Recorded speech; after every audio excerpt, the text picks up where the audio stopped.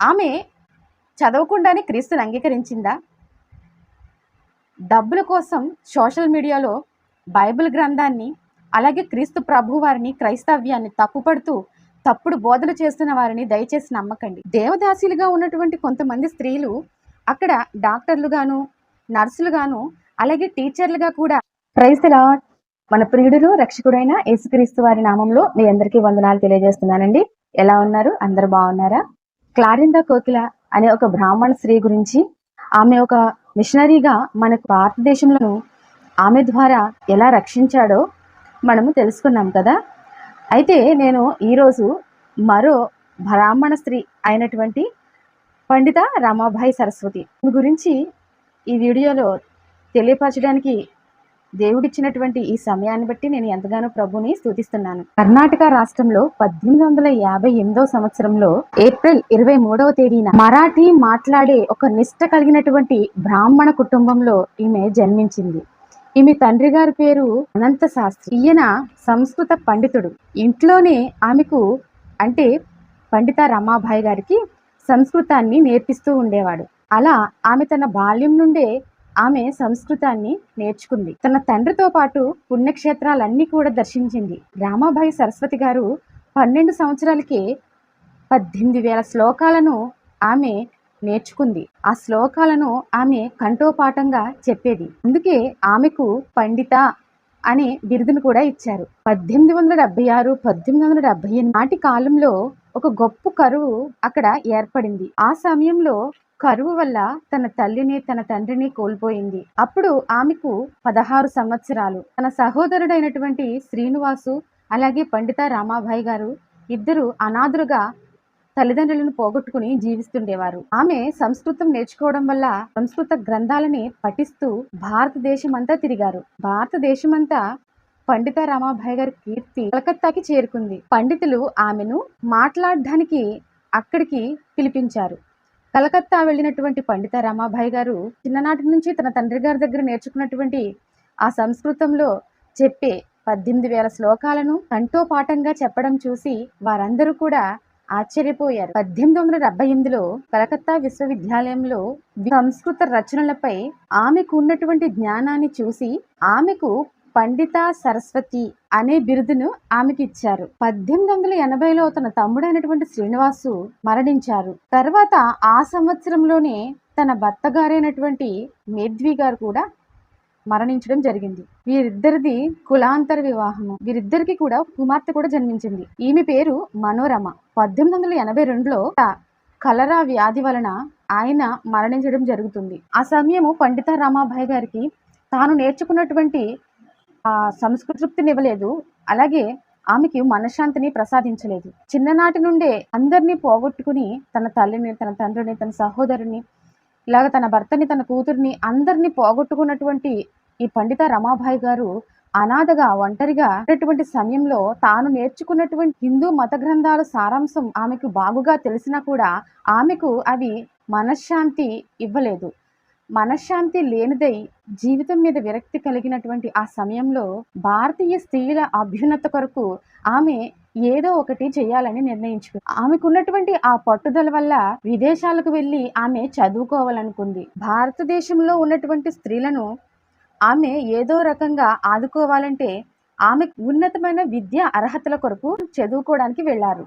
అక్కడ church of England సహోదరుల ద్వారా యేసుక్రీస్తు ప్రభువారు మాత్రమే మార్చగలరు అనే పండిత రమాబాయి గారు యేసుక్రీస్తు పట్ల విశ్వాసం ఉంచుతుంది. యేసుక్రీస్తు ప్రభువారి యొక్క అడుగుజాడల్లో ఆమె నడవాలనుకుంటుంది. అలాగే బాప్తీసాన్ని కూడా ఆమె పొందుకుంటుంది. అలాగే ఆమె ఇంగ్లాండు, అమెరికా దేశాలు మరలా భారతదేశాన్ని చేరుకుంటుంది. అయితే ఆ తర్వాత యేసుక్రీస్తు ప్రభువారు సిలువలో బలై పాప శిక్షణను ఆయనే భరించాడని తెలుసుకుని ఆయన యందు విశ్వాసముంచి క్రీస్తు రక్తము ద్వారా శుద్ధీకరించబడి పాప క్షమాపణ, రక్షణను పొంది శాంతి సమాధానాలను పొందుకుంది. లోతైనటువంటి ఆధ్యాత్మిక అనుభవాలను ఆమె పొందుకుంది. పండిత రమాబాయి సరస్వతి గారు క్రైస్తవ మతాన్ని ఎరిగాను, కానీ ఆ మతానికి జీవనాడి అయినటువంటి యేసుక్రీస్తు ప్రభుని నేను ఇప్పుడే రుచి చూశాను అని తెలుసుకున్నాను అని ఆమె మాట్లాడుతుంది. ఎందుకంటే నెల్సన్ గ్రీక్సన్ అనే ఒక బోధకుడు నేను క్రీస్తుతో కూడా సిలువ వేయబడ్డాను అనే బొంబాయిలో చేసినటువంటి ప్రసంగాన్ని ఆమె వింటుంది. ఆ ప్రసంగం ఆమె హృదయాన్ని కదిలించింది. పరిశుద్ధాత్మ ప్రసన్నత ఆమెకు కలిగింది.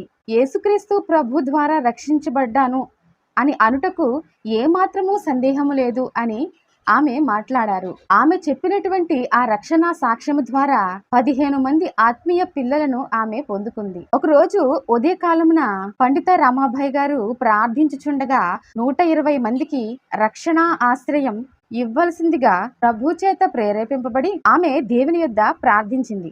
దేవుని యొద్ద ప్రార్థించి ఆమె వాగ్దానాన్ని పొందుకుంది. ఆమె విశ్వాసం ఉంచి 1889లో విధవరాండ్లకు, జీవితంలో గాయపడినటువంటి ఒంటరిగా మిగిలినటువంటి స్త్రీలకు శారదా సదస్సు అనే సంస్థను ఆమె స్థాపించింది. పెడ్గమ్ అనే ప్రాంతంలో ఆమె వారందరికీ విద్యను కూడా నేర్పించింది. వారందరికీ విద్య నేర్పించడమే కాదు గాని ఒక మంచి ఉపాధిని కూడా ఆమె కల్పించింది.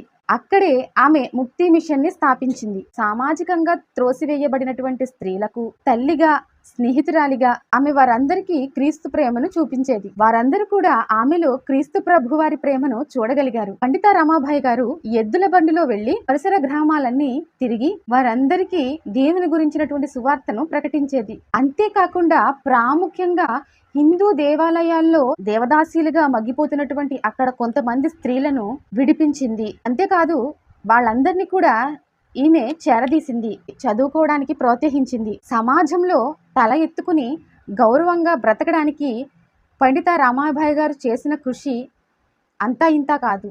ఆమె విరామం లేకుండా ఆయా సభల్లో దేవుని గురించి సువార్త చేసేది.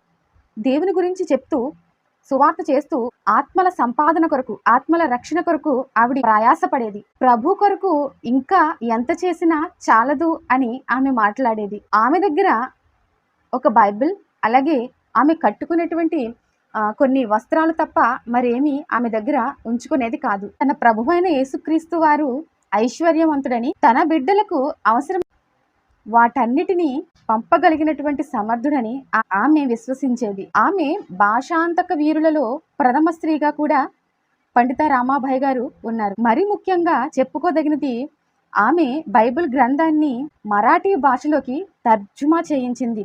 కొంతమంది బ్యాడ్ కామెంట్స్ పెడుతున్నారు. బ్రాహ్మణ స్త్రీ అయినటువంటి క్లారిందా కోకిల గురించి నేను వీడియోలో మాట్లాడినందుకు ఆవిడ బూతుల పుస్తకాన్ని చదవలేదేమో, అందుకని క్రైస్తవ్యాన్ని, క్రీస్తుని అంగీకరించిందేమో అని బుద్ధిహీనంగా మాట్లాడారు. ఈరోజు పండిత రామాభాయ్ గారు తప్పకుండానే తర్జుమా చేయించారా? తప్పకుండా ప్రభువుని ప్రార్థన చేసి అడగండి. మీకు కూడా అర్థమయ్యేటట్లు నాలాంటి వారు ఎంతోమంది వీడియోలు చేసి యూట్యూబ్లోనే పెడుతున్నారు కనుక పూర్తిగా తెలుసుకుని బైబిల్ గురించి మాట్లాడండి. అంత గొప్ప బైబిల్ని ఆమె చదవకుండానే మరాఠీ భాషలోకి తర్జుమా చేయించిందా? అజ్ఞానులాగా ఉండొద్దు. దేవుని కృపను పొందుకోండి. పండిత రామాభాయ్, క్లారిందా కోకిల అనే బ్రాహ్మణ స్త్రీలను ఈ వీడియో ద్వారా మీకు పరిచయం చేస్తున్నాను. ప్రతిదినం 4 గంటలకు ముందే లేచి ఆమె ప్రార్థన, ధ్యానము, అలాగే ప్రభు యొక్క బైబిల్ గ్రంథాన్ని తర్జుమా చేసే ఆ పని విషయంలో ఆమె సమయాన్ని ఎక్కువగా కేటాయించేవారు. పండిత రామాభాయ్ గారి శక్తి సామర్థ్యపు రహస్యం ఏమిటంటే వాక్యాన్ని ఎప్పుడూ ధ్యానిస్తూ ఉండేవారంట. అలాగే ఆమె ప్రతిరోజు ప్రభుతో మాట్లాడే అనుభవం ఉండేదంట. ప్రార్థన చేయకుండా ఆమె పని ప్రారంభించేవారు కారంట. అందరి కొరకు వేదనతో విజ్ఞాపన చేసేదంట. పలు విధాల శ్రమలు ఆమెకు వచ్చినప్పుడు, ఆమె పరీక్షింపబడినప్పుడు ఆమె విశ్వాసంలో బలం కలిగి దేవుని వైపే చూసింది. క్రీస్తు కొరకు శ్రమ అనుభవించింది, విశ్వాసంతో జయించింది.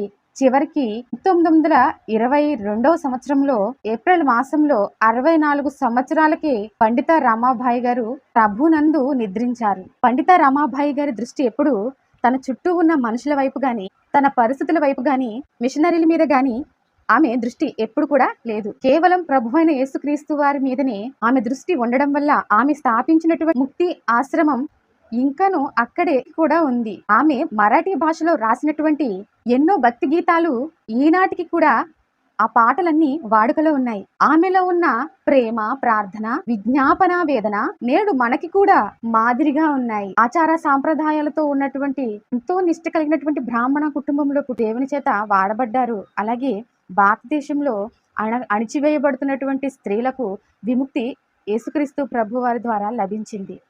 దేవునికి మహిమ కలుగును గాక. God bless you all.